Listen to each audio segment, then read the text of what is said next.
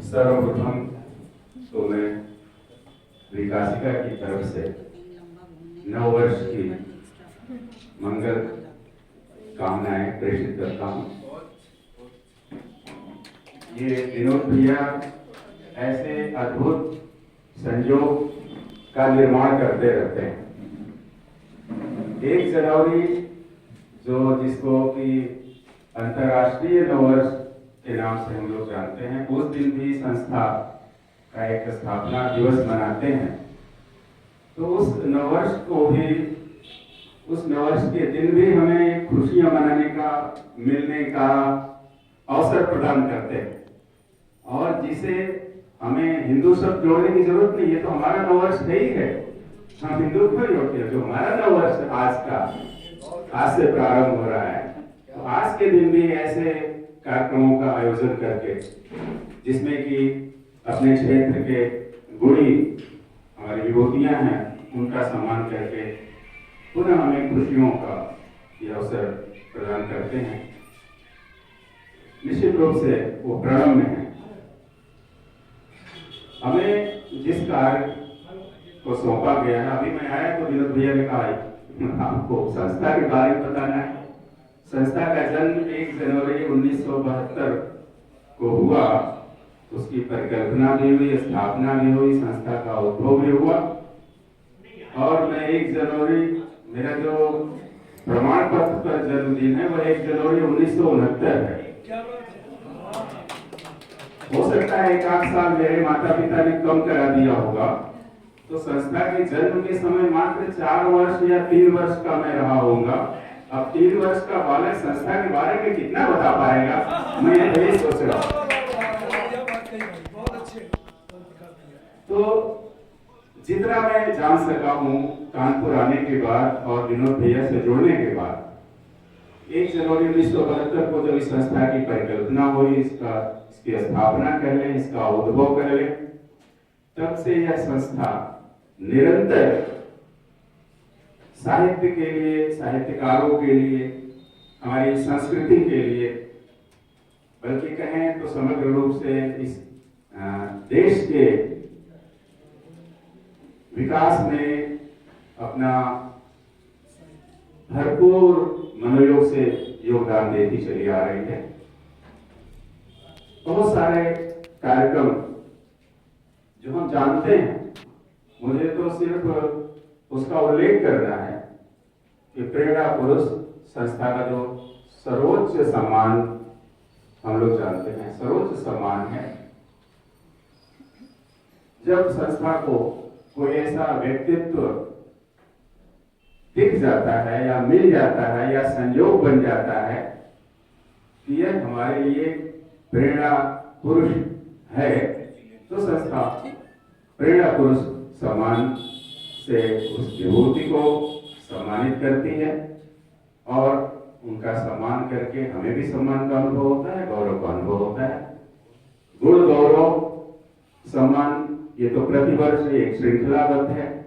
प्रतिवर्ष गुण गौरव सम्मान का आयोजन किया जाता है, जिसमें मैं पुनः कह दूं कि अपने अपने क्षेत्रों में जो विशिष्ट व्यक्तित्व हैं, जिन्होंने अपने अपने क्षेत्रों में असीमित उपलब्धियां प्राप्त की हैं, जिन्होंने अपने अपने क्षेत्रों में वे लोगों को प्रभावित किया है, प्रेरित किया है, ऐसे व्यक्तित्व को, ऐसी विभूतियों को विनोद भैया वो उनकी निगाह पढ़ी जाती है, ढूंढी लाते हैं।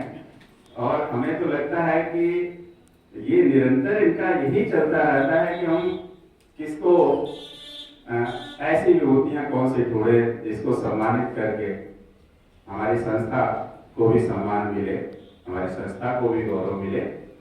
उसी गुण गौरव सम्मान के क्रम में आज हमारे बीच में 4 विभूतियां यहाँ विद्यमान हैं, जिनका सम्मान करके हमें गौरव की अनुभूति होगी। इन दोनों सम्मानों के अतिरिक्त तो बहुत सारे कार्यक्रम हैं। एक बाल कवि सम्मेलन, विद्यालय में जाकर के संपर्क करना, वहाँ बच्चों से कविताएं लिखवाना और फिर उसका मूल्यांकन करना, उसमें जो अच्छे बच्चे हैं जिनकी रचनाएं बहुत हम लोगों को भाव विभोर कर देती हैं, प्रभावित कर देती हैं। ऐसे बच्चों का चयन करके फिर उनका एक बाल कवि सम्मेलन कराना, उसका संचालन भी बच्चों के ही द्वारा उन्हीं के बीच से कराना, ये बड़ी अद्भुत चीज है, विलक्षण चीज है। एक प्राथमिक सम्मान भी इनका है, संस्था का प्राथमिक सम्मान भी देती रही। जो प्रतिभावान साहित्य के क्षेत्र में या विभिन्न क्षेत्रों में है, उनका भी सम्मान संस्था करती रहती है।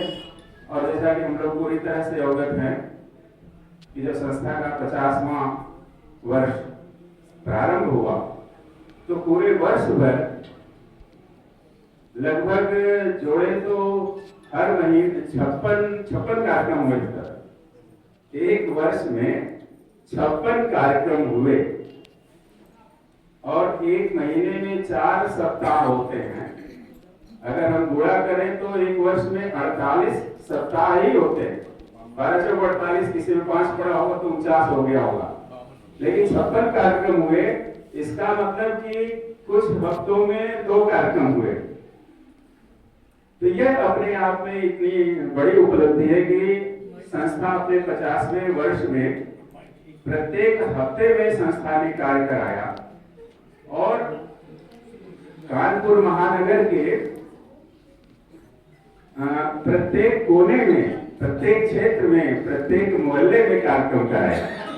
पूर्व से लेकर पश्चिम तक, उत्तर से लेकर के दक्षिण तक और मध्य में तो अनेक कार्यक्रम हुए। ये संस्था की कुछ उल्लेखनीय उपलब्धियां हैं, जिसका श्रेय अगर जाता है, वैसे विनोद भैया मना करते हैं, जिसका श्रेय जाता है तो आदरणीय डॉक्टर विनोद त्रिपाठी जी को जाता है। और जैसा कि हम लोग देखते हैं कि फिल्म में जो पार्श्व गायक होता है, गाना तो वही गाता है, हीरो तो पर्दे पर आकर के मुंह हिलाता है, वो चाहे अमिताभ बच्चन हो चाहे राजेश खन्ना हो, वो मुंह हिलाते हैं। हम लोग तो सिर्फ मुंह हिलाते हैं। जब गाने की बात आती है किसने गाया है तो नाम मोहम्मद रफी या किशोर कुमार का आता है। तो विनोद भैया वो पास में रह करके हम लोगों से सिर्फ मुंह हिलवाते हैं, हाथ पैर चलवाते हैं। सारा कार्यक्रम, सारी रूपरेखा उन्हीं की है।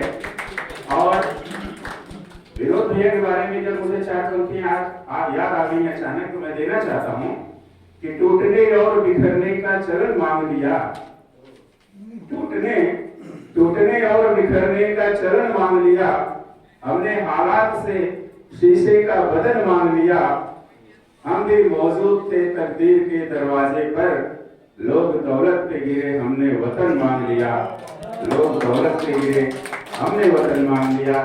एक निष्ठ भाव से, लगन के साथ, बड़ी निष्ठा के साथ, मैं तो कहूँ बड़ी श्रद्धा के साथ वह साहित्य और साहित्यकारों के लिए निरंतर जो प्रयत्नशील हैं, निरंतर जो कार्य कर रहे हैं, और संस्था को उस एक पुष्प का स्वरूप दे दिया है कि जिसकी सुगंध की कोई सीमा नहीं होती।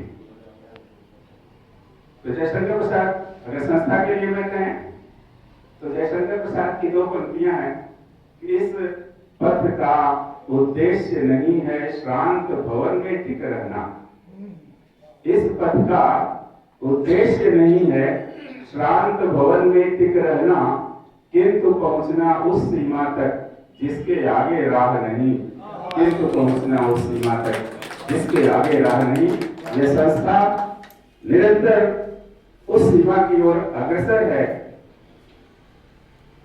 जहां राहें असीमित हैं, और हम सब इस राह के राही हैं। हमारे मार्गदर्शक डॉक्टर विनोद त्रिपाठी जी, मैं उनको प्रणाम करता हूँ, संस्था को प्रणाम करता हूँ, आए हुए सभी अतिथियों का सम्मान करता हूँ, अतिथियों को प्रणाम करता हूँ। और यदि मुझसे कुछ संस्था के बारे में कहने से छूट गया हो तो मैं उसके लिए क्षमा प्रार्थी हूँ। आगे कभी अवसर मिलेगा तो उपलब्धियां भी मैं गिनाने का, उल्लेख करने का पूरा प्रयत्न करूंगा। आदरणीय पूर्णिमा जी के बारे में मैं कहना चाहूंगा, जैसे इन्होंने पहला वाक्य बोला संचालन में तो आनंद आ गया। बहुत अच्छा संचालन। ये भी एक अद्भुत संयोग है, कल अमावस्या थी और आज पूर्णिमा। बहुत अच्छा संचालन कर रही है, मैं इनको साधुवाद देता हूँ और संस्था की ओर से पुनः आप लोगों का स्वागत करता हूँ। बहुत बहुत